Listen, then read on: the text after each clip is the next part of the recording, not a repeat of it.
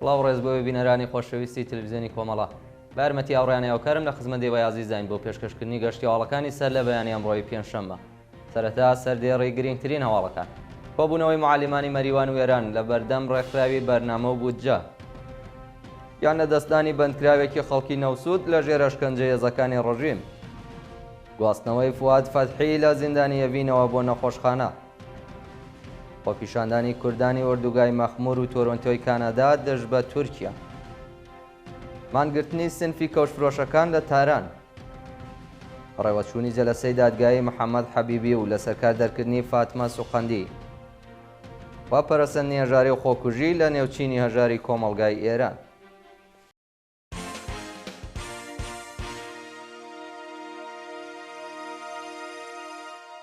درێژێ هەواڵەکان، کۆبوونەوەی معالمانی مەریوان و ئێران لە بەردەم ڕێکخراوی بەرنامە و بودجە.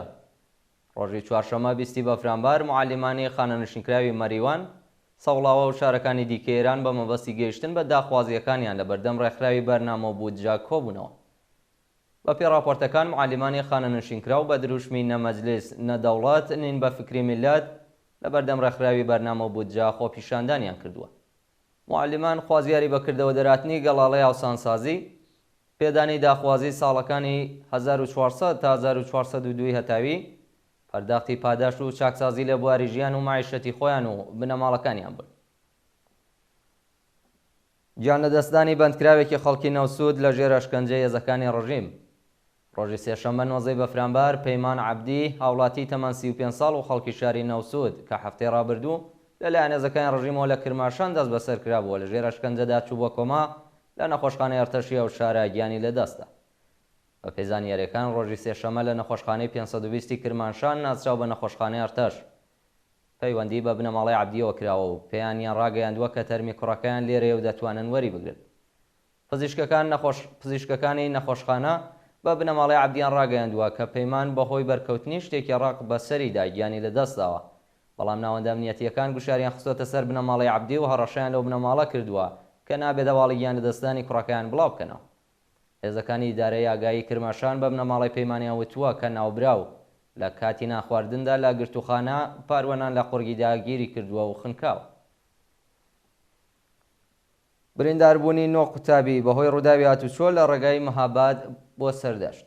ڕۆژی چوارشەممە 20 بەفرانباری 1402 هەتاوی سرویسی هاتوچۆی قوتابیان لە جادەی نێوان مەهاباد بۆ سەردەشت تووشی ڕووداوی هاتوچۆ بووە و بۆ هۆیەوە نۆ قوتابی بریندار بوون.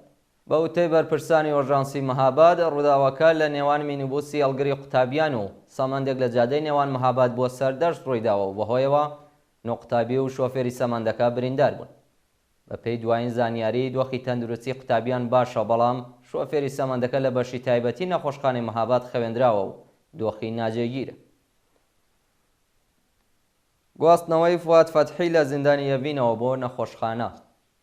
ڕۆژی چوارشەممە 20 بەفرانبار فواد ناسراو بە سیروس فەتحی، چالاکی کرێکاری خەڵکی سنە بەهۆی تێکچوونی باری تەندروستی بۆ جارێکی دیکە لە زیندانی ئەڤینەوە بۆ ڕەوانەی نەخۆشخانەی تاڵقانی تاران کرا.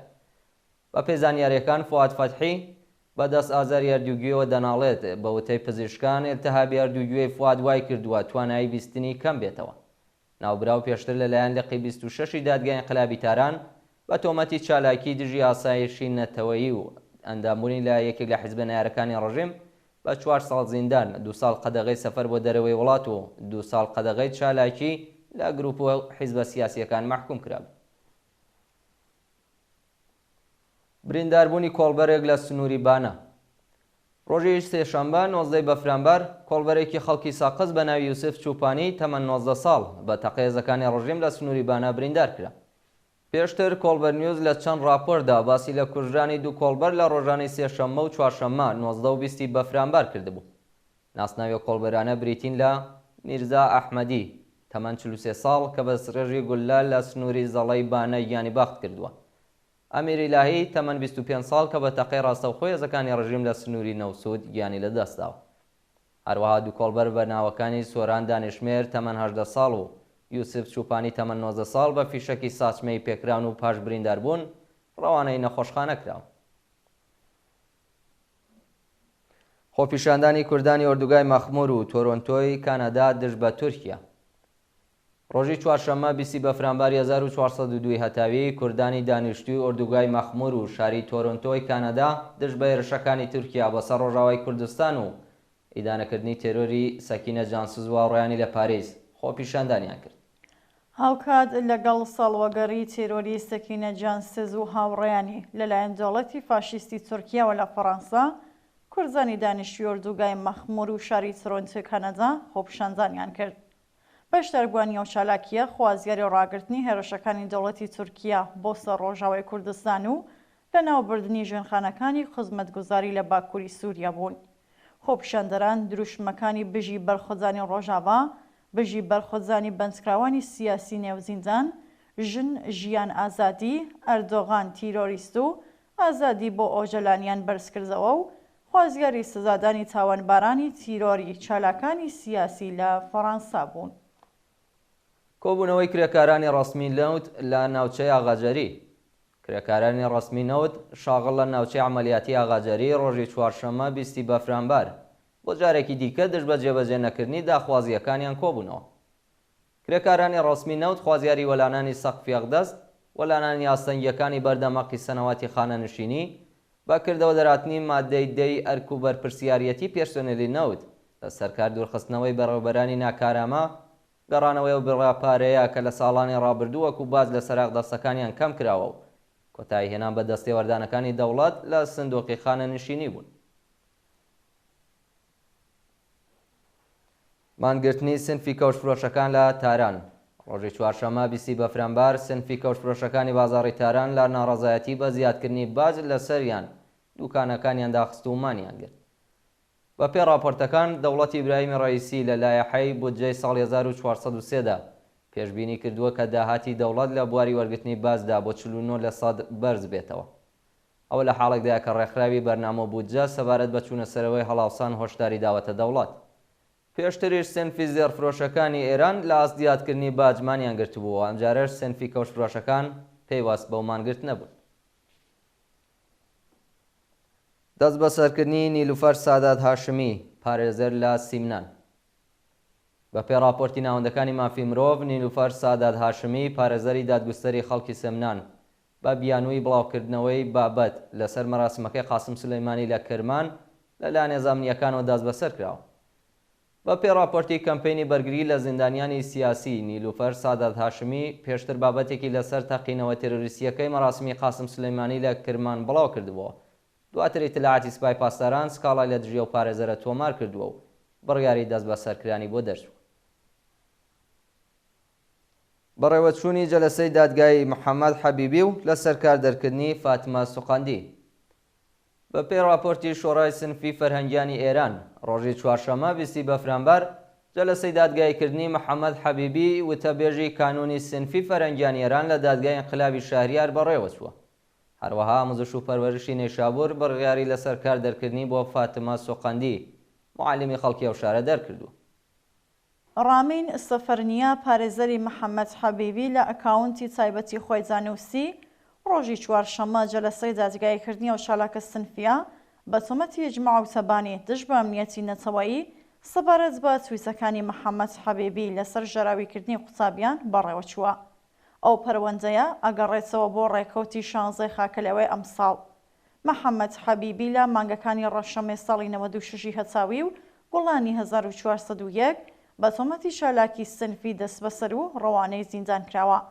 لە لایەکی دیکەوە بە دوای پەروەندەسازی ناوەنجامنیەتیەکان بۆ فاتمە سوقەندی معالمی دڵسۆزی خەڵکی نەیشابوور ئەو چالاکە سنفیە لەلایەن ناوەندی بەرەنگاربوونەوەی هەڵا ئیداریەکانی ئامۆزش و پەروەرش بە تۆمەتی تەبلیغ دژی نیزام لەسەر کارەکەی بۆ هەمیشە دوورخراوەتەوە. پەرەسەندنی هەژاری و خۆکوژی لە نێوچینی هەژاری کۆمەڵگای ئێران. لە ڕۆژانی ڕابردوودا دوو قوتابی تەمەن 11 ساڵ بەهۆی هەژاری لە تاران و یاسوج خۆکوژیان کردووە و بنەماڵەیەکی هەژار لە ئەهواز لەلایەن ئیدارەی بێهزیستیەوە لە ماڵەکەیان ئاوارەی نێوشەقام کراون. ڕۆژی سێشەممە 19 بەفرانبار قوتابیەکی تەمەن 11 ساڵی خەڵکی یاسوج بە ناوی یەسنا شوجاعی بەهۆی هەژاری و کێشە خێزانی کۆتایی بە ژیانی هێناوە. باوکی یەسنا کرێکارە و تووشی قەتعی نوخا بووە و لە جێگەجا کەوتووە. دایکی ئەو قوتابیەش نەخۆشە و توانایی کارکردنی نییە. هەر بەهۆیەوە یەسنا لەگەڵ باپیریدا ژیاوە و پێش خۆکوژی یاداشتێکی بەم مەزمونە نووسیوە. جاوا لە مامۆژنم دەکەم ئاگاداری یەکچای خوشکم دێت. لە شاری سارانیش قوتابیەکی تەمەن 11 ساڵ بەهۆی هەژاری لە ڕێگەی خۆکوژیەوە کۆچای بە ژیانی هێنەوە، بەڵام هێشتا ناسنەوەی ئاشکرا نەکراوە. لە لایەکی دیکەوە بنەماڵێکی کەمەندامی خەڵکی یاهواز لەگەڵ کچێکی تەمەن 16 ساڵ کە لە ژێر پوششی ئێجارەی بێهزیستیدا بوون لەو خانووەی بێهزیستی پێدابوون دەرکراون و ئێستا لە نێو خێوەت لەسەر شەقام دەمێنەوە. بانگەوازی 1000 حیزبی چەپ و یەکێتی کرێکاری بۆ پشتیوانی لە سکاڵای ئەفریقای جنوبی. زیاتر لە 1000 حیزبی چەپ و یەکێتی کرێکاری لە بانکێژنامەیەکدا داوایان لە وڵاتانی جیهان کردووە کە لە سکاڵای ئەفریقای جنوبی دژ بە ژێنۆسایدی گەلی فلستین لەلایەن ئیسرائیلەوە پشتیوانی بکەن. لەم دوایینەدا ئەفریقای جنوبی سکاڵایەکی دژ بە ئیسرائیل بە تۆمەتی ژێنۆسایدی خەڵکی فەلەستین لە کەرتی غەزا لە دیوانی تاوانە نێودەوڵەتیەکانی نەسەوە یەکگرتووەکان تۆمار کردووە. لە حاڵێکدا ئەمریکا و ئیسرائیل هەر جۆرە کۆمەڵکوژیەک لە غەزە ڕەتدەکەنەوە، ئافریقای جنوبی پەروەندەیەکی 84 لاپۆڕایی ڕادەستی جادگای نێودەوڵەتی کردووە. لە بەشێکی ئەو بانکێژنامەیەدا هاتووە دەوڵەتی ئیسرائیل لە 7 ئۆکتۆبری 2023دا نەخۆشخانەکان، هۆتێلەکان، ئۆردوگای پەنابەران، ناوەندەکانی هاوکاری نەسەوە یەکگرتووەکان، مەدرسەکان، پەرستگەکان و ڕێگەوبانەکانی بۆرجمان کردووە بۆ هۆیەوە هەزاران فەلەستینی کە نیوەیان ژن و منداڵن کوژراون و بریندار بوون. بەڵام ڕێبەرانی ئیسرائیل بێشەرمانە ئەو کۆمەڵکوژیەی لە کەرتی غەزە کردویانە ڕەتدەکەنەوە، هەر بۆ بۆنەوە داوا لە تەواوی وڵاتانی جیهان کراوە پشتیوانی لە سکاڵاکەی ئافریقای جنوبی لە ئیسرائیل بکەن. بینەرانی خۆشەویست گەشتی هەواڵەکانتان پێشکەش کرا هەر شاد و کامەران.